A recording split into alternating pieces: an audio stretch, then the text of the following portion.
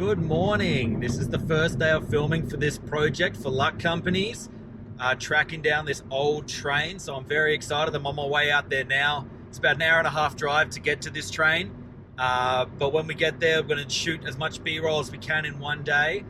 Love a new project. Looking forward to this one as it's a bit more journalistic and, you know, tracking down an old train. It's going to be a really great story. So keep in touch. This is what I do for a living, and I'm excited to share it with you. I'm pretty sure this driver has his foot out the window. Got his foot out the window.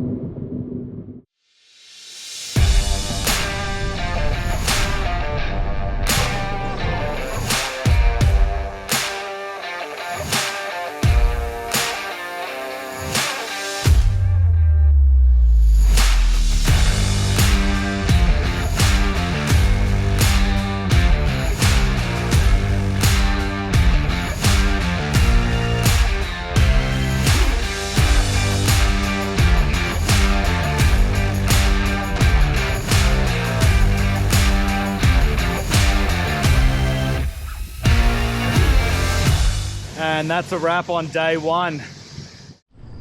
It's shoot day, day two. We've got interviews today, so I'm on my way to pick up Martin, who's going to be filming today, the interviews, and then we'll head back on out to the rail station. You gotta do a pre-shoot stretch. Yeah, always. Yeah, maybe some neck cricks, you know. Yeah. People always ask, hey man, are you okay? I'm like, yeah, I'm okay because I do this before you shoot. Always important on an outdoor shoot. Put some sunscreen on. Okay, first issue of the day is we're trying to set up an interview, but they're sandblasting the train behind us, which is just so loud. We've got to figure out a place that we can set up this interview that we can still hear the person being talked about. Oh, it's much better when they stop. It's always an issue with when you're shooting outside, you can't control the elements. So we've got a sandblaster working on the train, and we have to do an interview, and we're trying to deal with audio levels. My theory is, as long as I can see what's making the noise behind the person, it's forgivable. Yeah. As long as you can hear them. But if you turn this way and you're like, oh, that's a nice little shot of a railroad track, and you can't see what's making the noise, then it's annoying. So just gotta make do with what you got, right? Yeah, that's the way.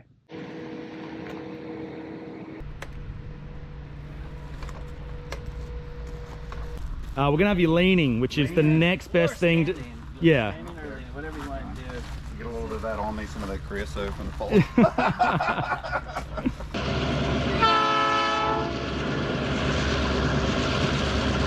I'm referring to it as Project Thomas because I think it's a secret from Charlie. Correct. So I'm not sure if that's the official title of it. Yeah, it is. But so tell me about, take me back in time. This is by far the craziest idea that she's ever presented to me. But yeah, it's just a reminder, you know, of just how cool this project is. I come down here about once a week with Buckingham Branch to store the car over here for a hand. So this is where the train has landed. The work has been done. There's been some challenges, as you can see, the new steel that's down here on the bottom part of the car. So the inner workings of this car are pretty awesome. This is part of the brake system that I guess you can apply the brake, you know, when the car is parked from the inside of the car. All right, so you call it for today. That's a what? That's a wrap, ladies and gentlemen. Okay, so the last time I heard that from this man here was in Toronto. Oh yeah. And now we've upscaled it to Keysville, Virginia. Yeah, take that, Canada. Man, yeah, baby, Keysville, rocking it. Whoop. Shoot day, day three. Big day of interviews today. Let's get into it.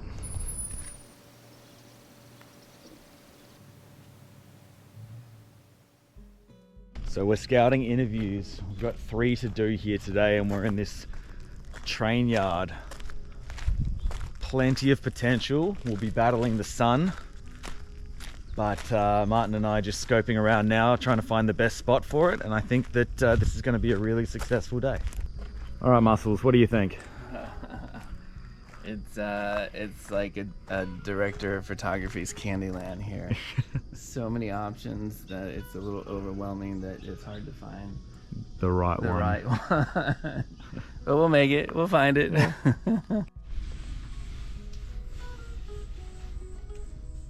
How did you know that this was the right idea? Yeah, so in the highest of high concept, Charlie and I had talked about the train several years prior. PJ golfers will get on them, and they use it as sort of a, when we sat there for a bit just trying to understand their business model, understanding like, wait, do you bring people in to a lot of questions about what our intention was to